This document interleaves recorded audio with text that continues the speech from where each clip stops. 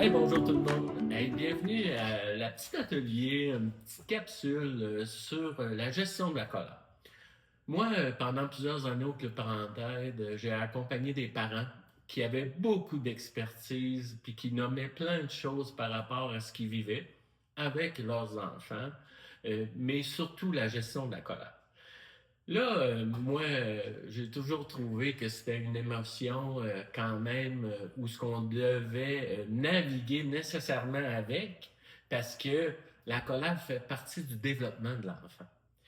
Puis pour bien le comprendre, ben, je vais essayer de faire un petit topo selon toutes les expertises de mes collègues que j'ai eus, mais l'expertise aussi de différents programmes que j'ai eus, vie de famille, discipline en amour, parents d'ados, et tout ça, hein, dans le fond, pour aider un humain à se développer. Fait que j'ai tendance souvent à parler de l'humain. Parce qu'on dit souvent que l'humain développe son cerveau jusqu'à l'âge de 20 ans. Alors, on peut comprendre que, dans le fond, l'humain, il a besoin de réagir, il a besoin de se construire. Mais notre réalité comme parent, par exemple, hein, quand on devient parent, on fait comme OK, là, je gère un petit coco hein, qui arrive dans nos vies avec plein d'amour. Puis ça, c'est une belle émotion, l'amour, mais aussi qui va arriver aussi avec un peu des fois de la colère. Exemple, un petit bébé hein, qui a faim, il va péter une crise de colère, il va même shaker, il va pleurer jusqu'à temps qui reçoivent la nourriture. Alors, la colère, on ne peut pas s'en passer, elle est innée en nous. On doit juste apprendre à la gérer. Mais là, gérer la colère, là, on ne peut pas faire ça tout seul comme humain. On a besoin de recevoir des conseils de nos parents. On a besoin de savoir des balises aussi. Même qu'est-ce qui est acceptable, qu'est-ce qui est inacceptable. Puis la colère, on s'en sortira pas, là. On va la vivre. Alors, je dis souvent, moi, on a des rôles comme de parents. Je dis souvent, maman ou papa, là, c'est oser donner. Hein? C'est donner de l'amour, c'est être là pour eux, les consoler. Être papa, maman, c'est oser recevoir. L'enfant qui arrive, des fois on peut être fatigué, mais il arrive, puis il tourne autour de nous, il voudrait se faire prendre, il voudrait un colleux. Mais c'est oser recevoir. Il y a aussi le père et la mère qui sont, entre autres, des éducateurs. Quand on devient parent, on devient éducateur aussi. Fait que ça, c'est oser demander. Hein? C'est le père ou la mère, c'est oser demander à son enfant, c'est oser refuser. Alors, à ce moment-là, l'enfant, alors quand il reçoit un refus, parfois il va justement mettre en place son émotion colère pour essayer, lui-même, il comprend pas tout le temps tout ce qui se passe, mais il veut s'exprimer. Puis, souvent, à l'âge de 2 ans, puis un petit peu plus tard, il n'a pas les mots pour s'exprimer, mais il agit de différentes façons. Alors, cette colère-là, elle a des noms. Puis, tantôt, quand je vous ai dit, là, oser donner, oser recevoir, oser demander, oser refuser, on devrait avoir 25% de tout ça pour faire un 100% de parents qui seraient capables de mettre les balises, puis aussi d'être capables aussi de vivre la colère de l'enfant, mais aussi l'amour de l'enfant. Fait que être un papa, être un père, être une maman, être une mère, ben c'est tout un défi, mais avec l'amour, on est capable de passer à travers tout ça. Pour en revenir à la colère, par exemple, parce que c'est ça mon sujet aujourd'hui, hein, qui est le plus important, euh, je vous dirais, il y a 3 formes de colère. On a la colère défoulée. La colère défoulée est facile à reconnaître. Hein? tout de suite, là, ça va se mettre à brasser dans la maison, les choses vont peut-être même se promener, on va avoir une crise, on va piétiner, on va avoir des cris. Ça, c'est la colère défoulée. La colère défoulée est souvent reliée à la peur. Qu'est-ce qui va m'arriver? Alors, c'est une impulsion, puis là, ils sont tout petits, mais même des adultes, des fois, on a la difficulté à la gérer, c'est ce qu'ils vivent en dedans d'eux. Ils vivent une colère défoulée, mais ils n'ont pas tout le temps les mots pour nommer les choses, mais ils réagissent énormément.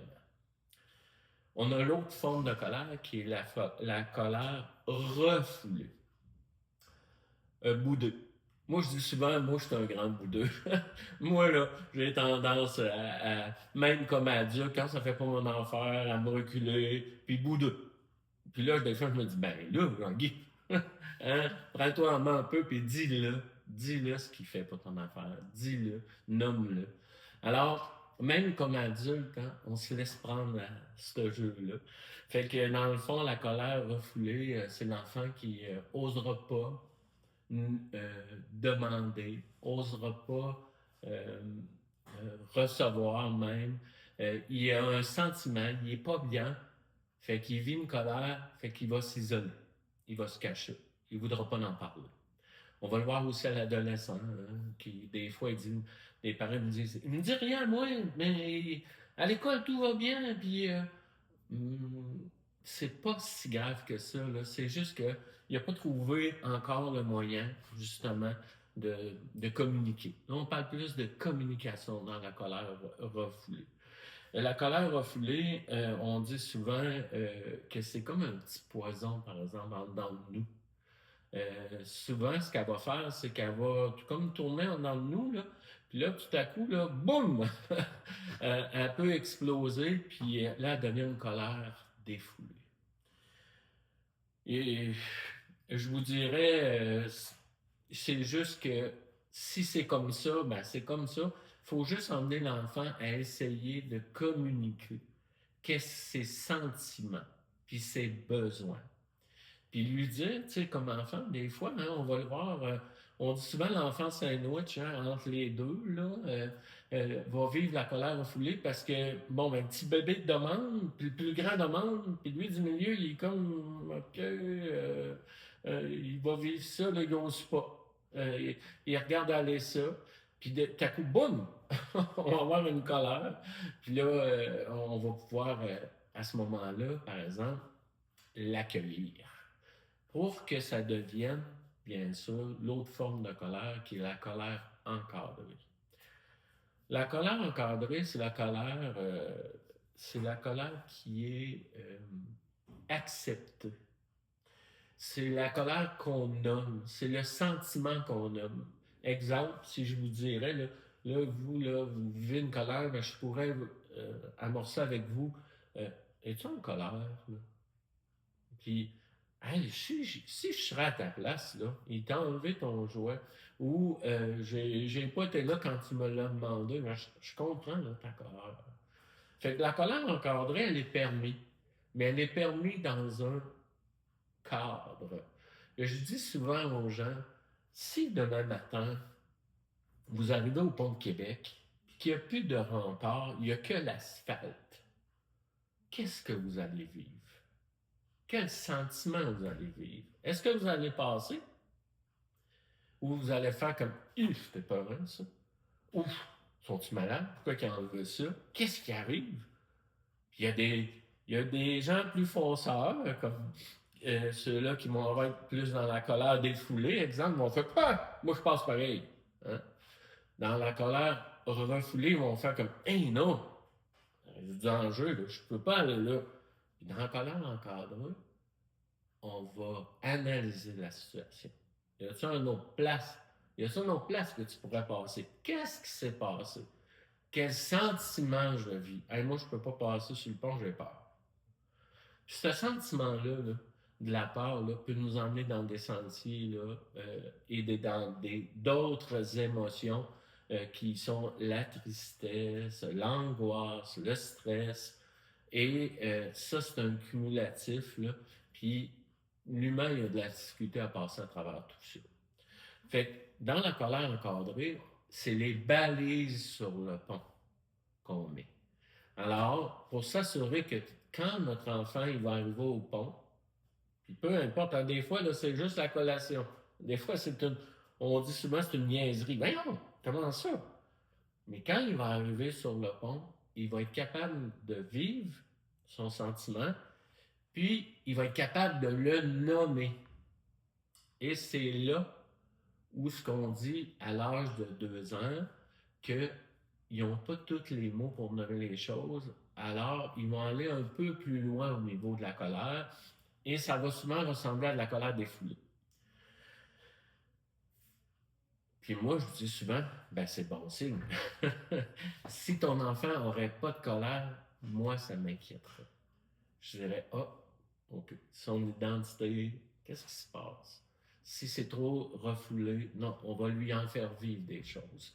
Il a le droit de passer sur un pont avec des balises, même si parfois c'est difficile pour lui, ben les balises, nous les parents, ben on va être là pour l'accompagner. Fait que, exemple, si notre enfant il rentre à l'école et qu'à chaque fois qu'il rentre à l'école, c'est difficile pour lui parce qu'il vit différentes émotions, mais comment nous, comme parents, avec nos balises, on peut l'aider à passer à travers ça? C'est avec la communication, bien sûr. C'est aussi en l'écoutant. C'est aussi en allant chercher les informations pour l'accompagner, notre enfant. Il arrive à la garderie, il nous pète une crise. Ben, c'est normal. Il y a peut-être la crise où ce que le pont a des balises. À la garderie, c'est des routines. À l'école, c'est des routines. Il le sait. Il sait comment ça fonctionne. Il va l'essayer, mais il le sait. Il l'a appris. Les balises sont mises. À la maison, des fois, ben, il s'assied, hein, parce que ce qu'il vit avec nous comme parents, c'est beaucoup d'amour. Fait qu'il est comme en sécurité un peu. Fait qu'il a le goût de l'essayer. On a pété une crise, puis on va voir ce que ça va faire. Fait que nous, comme parents, quelle sorte de valise on met?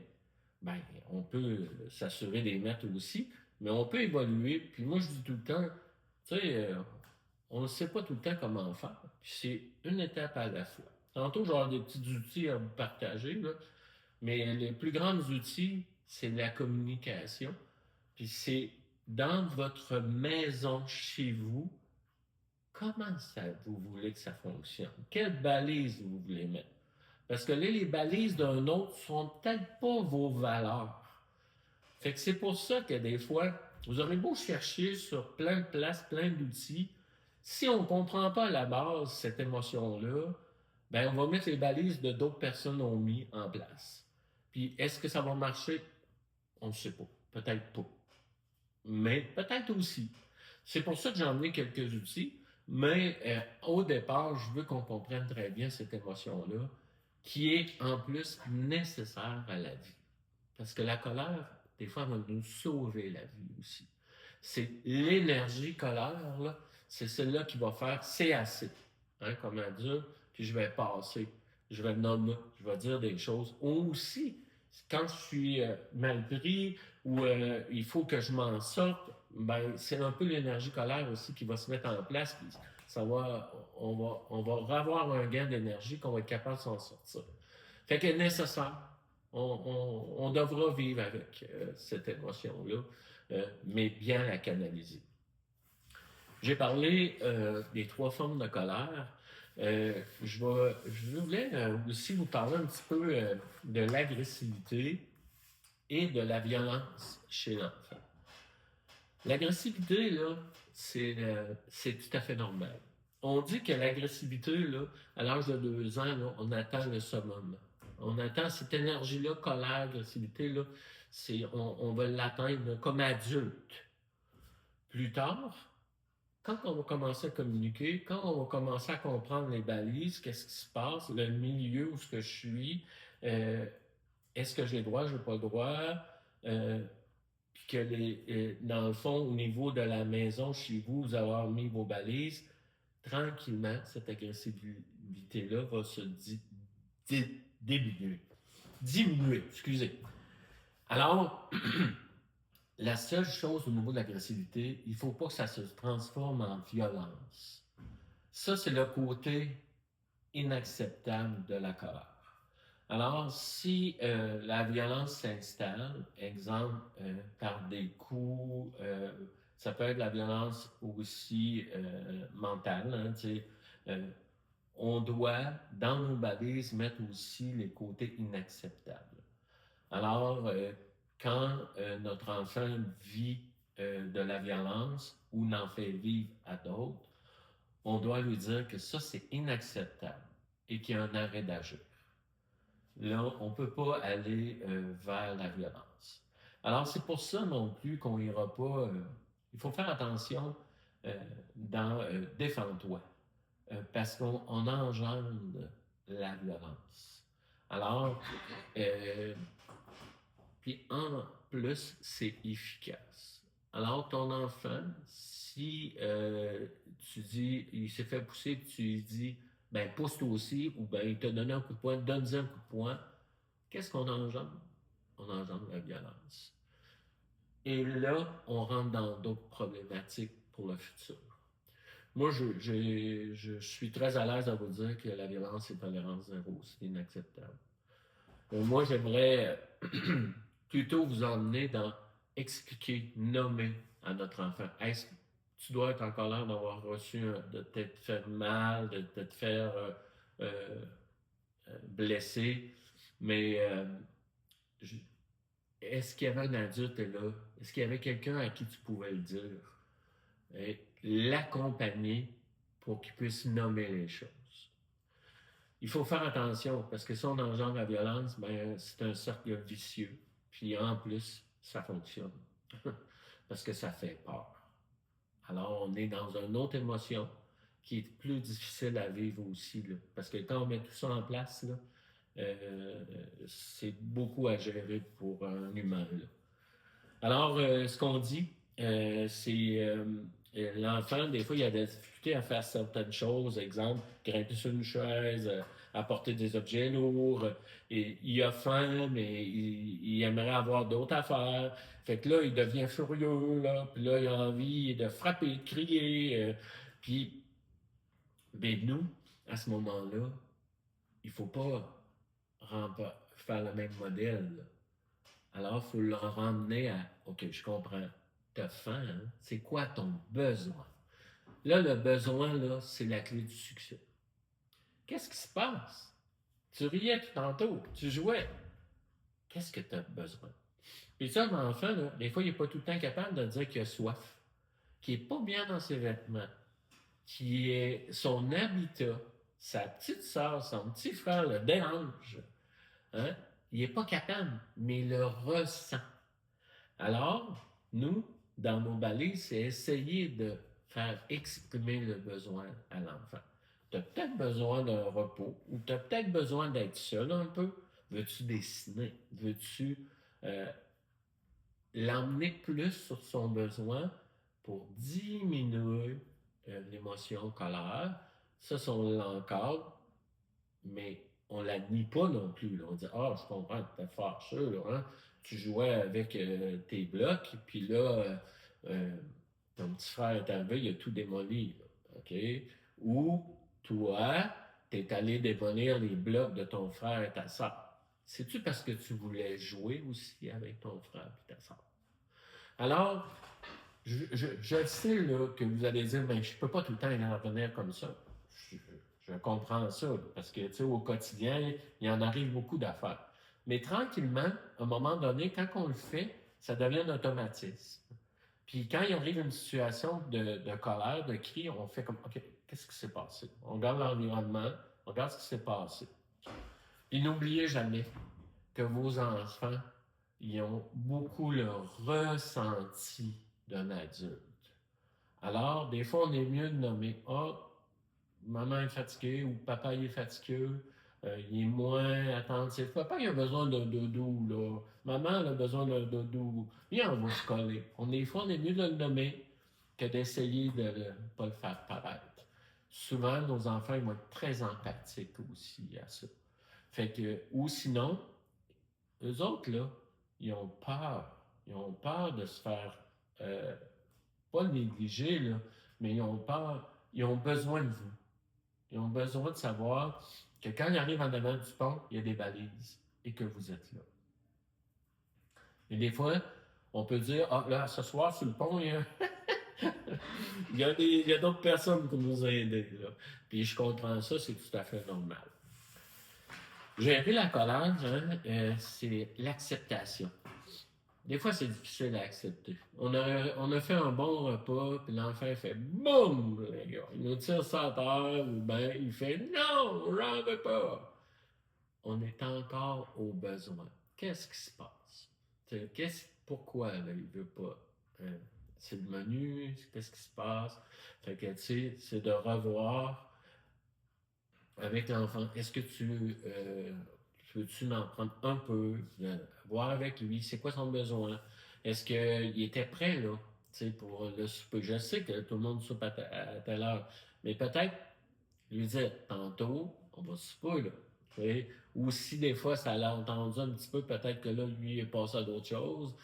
Puis peut-être que lui, là, quand on est arrivé pour souper, on a dit hey, mon ami, viens t'asseoir, puis tac, tac, tac, tac, tac, tac. Peut-être que lui, il est en train de faire de quoi, là, qui aimait au bout, là. Puis que là, il a fait comme là, faut moi. Mais moi, j'avais d'autres choses à faire, là, tu sais. Fait que c'est comme ça, un enfant, c'est beaucoup relié à leurs besoins. Est-ce qu'on doit tout répondre à leurs besoins? Non. Mais on peut les comprendre, par exemple. OK, on reprend les choses. Regarde, là, c'est l'heure du souper. OK, comment on peut voir avec lui? Peut-être changer les portions, peut-être, je dis pas faire d'autres menus, là. Ça, je suis pas d'accord. Mais ça, je vais avoir une capsule où je vais parler un peu plus des règles à la maison, puis ces choses-là. Mais là, ce soir, aujourd'hui, je voulais vous parler plus de la colère. Fait que c'est pour ça que je n'irai pas plus loin au niveau des règles, mais c'est plus de le comprendre et de lui permettre de s'exprimer aussi. Les effets de la colère, si je prends une bouteille de Pepsi et que je la brasse comme ça, est-ce que vous seriez prêt à l'ouvrir? Et si vous l'ouvrez, qu'est-ce qui va arriver? Ça va exploser. Alors, la colère en dedans de nous, c'est un peu ça. Alors, un enfant, un adulte, je vais le nommer un adulte parce que j'ai vu des adultes faire des grandes colères, puis j'aurais pas ouvert le Pepsi, là, parce que ça serait terminé en violence. Un enfant, ben, si je décide que c'est là que je vais, sans reconnaître son besoin, euh, il va y avoir la confrontation, ça se peut que ça fasse des dégâts un peu. Et ça se peut que ça se fasse. On n'est pas parfait, là. Hein. Et moi aussi. Je tiens à le dire, là, j'ai eu 3 enfants, puis moi aussi, là, des fois, je me disais, hé, il vient me chercher au bout dans mes orteils. Mais c'est comme ça, on évolue tranquillement. Mais j'ai essayé là, de comprendre euh, la colère. Puis oui, si je décide d'aller ouvrir le Pepsi quand il est brassé comme ça, ben, il va y avoir des dégâts. Fait que je vais avoir d'autres choses à ramasser. Puis par la suite, ben, il faut, si parfois il y a eu des chicanes ou il y a eu des mots, des choses, il faut exprimer pourquoi on a agi comme ça. Et comme parent, on peut le nommer nous aussi. Moi, je suis en colère quand tu as jeté ton spaghetti par terre. Ça a tout sali mon plancher, les armoires. Et là, j'ai trouvé ça, j'étais même triste. Pas pendant qu'on brasse le Pepsi, là. Mais il faut toujours revenir sur le moment où il y a eu une explosion. Il faut faire attention, parce que l'enfant, s'il reste sur son pouvoir de la colère, qui ne transforme pas ça en une autre émotion, qui pourrait être avoir de l'empathie pour son parent, maman, et lui aussi de ramasser avec maman, ben, il trouve ça moins fun. Là. Alors, exprimer, qu'est-ce qui s'est passé, d'en parler. D'en parler avec, si vous vivez avec votre conjoint aussi, c'est une histoire de maison. Moi, je parle beaucoup, là, tout ce qu'on vit dans notre maison, ça doit être communiqué à tout le monde. Alors, on peut aussi s'excuser hein, quand on vit une colère. On peut demander à l'enfant aussi de s'excuser. De faire un chute de doux, un colleux à son frère, à sa soeur, à nous aussi. Hein? Quand tantôt, je vous disais oser donner, oser recevoir, ça, c'est beaucoup. Après hein, une situation intense comme ça, puis oser demander, oser refuser, ben, c'est beaucoup pendant la crise, ça. Hein? Fait que comment on va mettre les balises pour que ça fonctionne. Hey, peut-être que vous êtes tanné un petit peu de mes couteaux, fait que je vais aller tout de suite un petit peu dans les outils parce que je trouverais ça important aussi qu'on regarde un petit peu au niveau des outils. Ma première outil, c'est celle-là. Peut-être que vous ne la voyez pas bien, mais on les mettra peut-être si les gens peuvent les avoir suite aux vidéos. Là. C'est un feu de circulation. Moi, j'ai toujours trouvé qu'il faut aller dans des choses imagées, simples, avec nos enfants. Alors, quand c'est rouge, c'est comme la bouteille de Pepsi, là. On passe pas. Il y a des risques d'accident. Alors, il y a un arrêt d'agir. Soit que si on y va avec un enfant qui a 2 ans, on peut y aller 2 minutes en retrait, mais pas dans sa chambre. Là. Une place où ce qu'on le voit, une place où ce qu'on est capable. Ça fait partie des balises du pont, où ce qu'on est capable de l'avoir, de dire non, t'es en colère, quand tu seras calme, on va discuter. Alors, quand ça va devenir jaune, on commence à discuter. On commence à OK, je commence à te lever. Et quand c'est vert, on revient sur la situation. Alors, s'il y a un assiette de spaghetti à ramasser, c'est là qu'on la ramasse.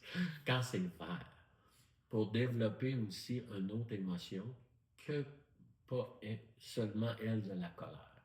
Si on le fait pendant que c'est rouge, on rentre dans les rapports de force. On ne retient pas grand-chose dans ce moment-là.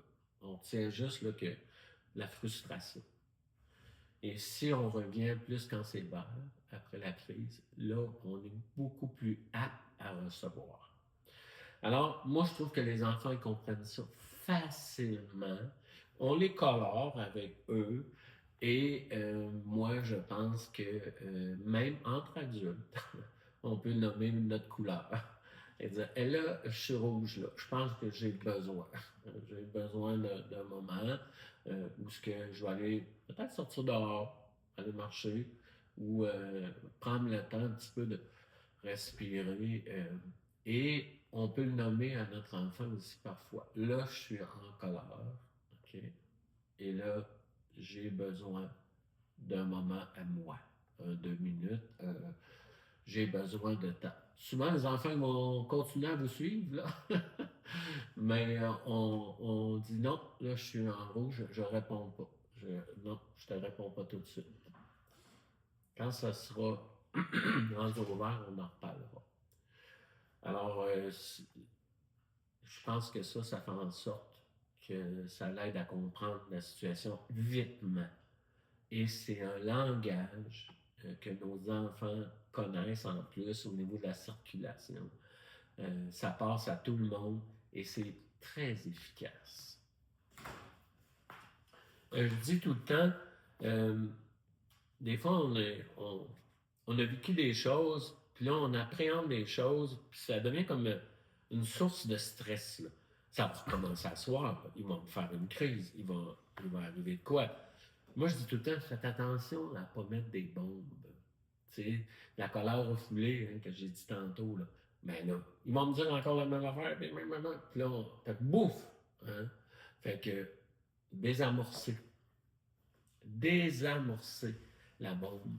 Puis ça, on doit le faire nous-mêmes, mais on doit aider notre enfant aussi, des fois, à désamorcer. Comment ça s'est passé, là? Explique-moi non ça. Ouais, mais c'est lui, puis il arrête pas de me regarder. Pourquoi il te regarde? Peut-être qu'il te trouve beau, peut-être qu'il te trouve belle, peut-être qu'on l'emmène dans d'autres choses que sa perception.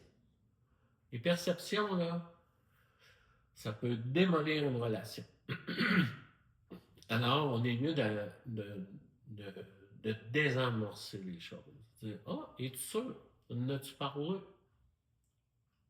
Et on amène plus à son besoin. Celle-là, c'est la méthode papillon. Dans le fond, notre cerveau, hein, c'est un. C'est une. C'est, c'est mécanique. Hein? Des fois, on pense que tout ce qu'on imagine, hein, c'est comme. On voit plein d'affaires dans notre tête, mais notre cerveau nous fait imaginer les choses aussi. Notre cerveau, c'est du sang qui se promène, des neurones qui se promènent dans notre cerveau. Alors, et qui nous font emmener nos pensées, nos émotions. On dit la méthode papillon, un enfant qui ferait une crise, puis que là, il n'est plus là, on peut s'en aller en arrière de lui, puis aller sur les épaules, puis lui juste tapoter tranquillement les épaules de gauche à droite pour changer vraiment sa façon dans son cerveau.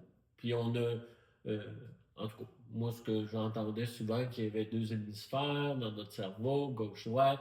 Alors, c'est vraiment efficace.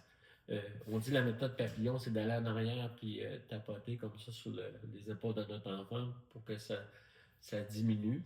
S'il est plus vieux, on peut lui demander de serrer les poings à gauche, droite, gauche, droite. On peut lui demander d'aller marcher. Hein? C'est de la coordination. Puis nous ici, comme adultes, si des fois notre colère est trop vive, on peut tranquillement serrer les poings pour baisser cette émotion-là, puis faire travailler notre cerveau de façon différente. Une chose qui est très efficace au niveau d'une colère qui est répétitif, c'est la routine. La routine du matin, la routine du soir. Souvent, j'ai beaucoup de parents qui me disent, ils n'ont pas de problème à l'école. À l'école, tu ne peux pas avoir une plus grande routine que ça. Et l'enfant se sent en sécurité. Quand il arrive à la maison, que s'il ne sent pas qu'il y a une routine, qu'est-ce qui va arriver? À quel moment ça se peut qu'à un moment donné, il sente de l'insécurité par rapport à son besoin et qu'il veulent de l'attention. On entend souvent, hein, oh, il veut de l'attention, il veut de l'attention. C'est vrai. Faut pas nier ça. C'est vrai, hein, qu'il veut de l'attention. Mais maintenant, est-ce qu'on a toujours le temps? Non. Mais est-ce qu'on peut reconnaître ce besoin-là? Puis peut-être le moment, quand il arrive qu'il veut de l'attention, on peut-tu lui mettre dans une routine? Ah, c'est ton moment. Quand tu arrives à la maison, de faire un jeu ou d'avoir tout le temps le même chose à faire, un colorier ou, je sais pas, une chose que votre enfant aime. Est-ce que c'est obligé que vous soyez là? Non, mais c'est à vous à gérer, par exemple. Et si votre enfant y arrive dans je l'emmène au pont et qu'il y a des balises, il va se sentir en sécurité. C'est un peu la même chose sur la routine du soir. Il faut qu'il voit venir les choses, votre enfant. Sinon, il va dévier. Hein? Fait que si on met une routine du soir, ben, qu'est-ce qu'on est capable de le faire avec lui? Puis ça, c'est une routine écrite. Mais moi, mes plus belles routines, là, c'est quand vous les prenez en photo, puis vous allez chercher 4 éléments que vous voulez qu'ils se fassent, exemple, avant du souper. Puis là, tu regardes, regarde mon ami, t'es rendu là, mets tes vêtements là. Ah, là, c'est le jeu. Tu as le droit, ces jeux-là, ces jeux-là. Ah, là, c'est une petite collation. Fait que on arrête d'être toujours le porteur de maman, maman, papa, qu'est-ce que vous faites? Ah, va voir ta routine. C'est la tienne. T'es capable. T'es capable. C'est sûr que quand on parle des enfants d'un an, ben, c'est normal. Hein? On ne peut pas leur demander de. Mais ils sont bien aussi dans une routine. Alors, mais on doit plus la supporter. C'est tout à fait normal. Hey, j'ai sorti quelques outils. Ma dernière, ben, c'est juste un petit feedback. Hein. Comme parent, j'ai mis des ressorts. Puis des fois, dans notre rôle de parent, là, des fois, là, les ressorts je vous la on vous la mettra à la suite, là. Mais des fois, là, on peut se sentir hein, comme le 1. Des fois, on peut se sentir comme le cas, un peu tout croche. Mais il faut se faire confiance. C'est pas si grave que ça. Hein? C'est normal, il est encore là, le ressort. On va s'ajuster, on va revenir des fois un petit peu plus droit. Mais des fois aussi, on peut être très serré, là. Si on vit beaucoup de stress, là, à la moindre petite chose, on peut faire comme ça rebondit pas, là. Ça fait boum! Et ça a envie de résonner un peu, là. Fait que, comme parent, celle-là n'a pas de lien avec votre enfant, elle a un lien plutôt avec votre relation de parent. Fait que je vous invite à juste peut-être vous faire une petite image. Et si vous vivez avec votre conjoint ou d'autres personnes, des fois d'en parler. Hein, d'en parler de notre relation de parents, des fois, ça fait du bien. On s'aperçoit que on n'est pas tout seul, des fois, à avoir des ressorts qui sont différents. Puis, c'est tout à fait normal. Hey, ça m'a fait plaisir aujourd'hui de partager des expertises que j'ai cumulées au Club Parentaide pendant plusieurs années et avec vous, les parents, entre autres, là, qui m'ont fait penser, euh, donner même parfois des trucs. Fait que je pense que la communication fait en sorte là, que ça amène toute une différence. Vous savez, ici, au Club Parentaide, dans le fond, on est l'organisme famille de Beau-Centre. Alors, on est toujours là pour vous accueillir, écoute et références, et vous pouvez nous appeler, nous envoyer un email. Est-ce qu'on va toujours avoir la réponse à votre situation? Non. Mais on a plein de gens autour de nous où ce qu'on peut peut-être vous référer ou peut-être aussi prendre du temps avec vous un petit peu pour avoir des situations. Donc, le Parentaide, l'humain est important. On a plein de choses qu'on a mis en place, entre autres, Village Aventurière, avec plein des parcs d'amusement. Alors, on est toujours fiers de vous voir en famille. Et si vous avez des besoins, ben, je m'appelle Jean Morin. Je suis directeur des opérations au Club Parentaide. Vous pouvez me demander, vous pouvez appeler à 418-397-1460 et dans euh, les, le répondeur, vous allez avoir les places pour parcourir les gens à qui vous voulez parler. On est là pour vous. Ça nous fait toujours plaisir de faire ce genre de petites capsules-là. Ne manquez pas la prochaine qui va être sur les règles de vie à la maison. Ça fait que on va les faire, on va les sortir, on va en faire 3. Alors, la prochaine, elle va être sur les règles de vie. Hey, bonne journée. Du plaisir avec vos enfants.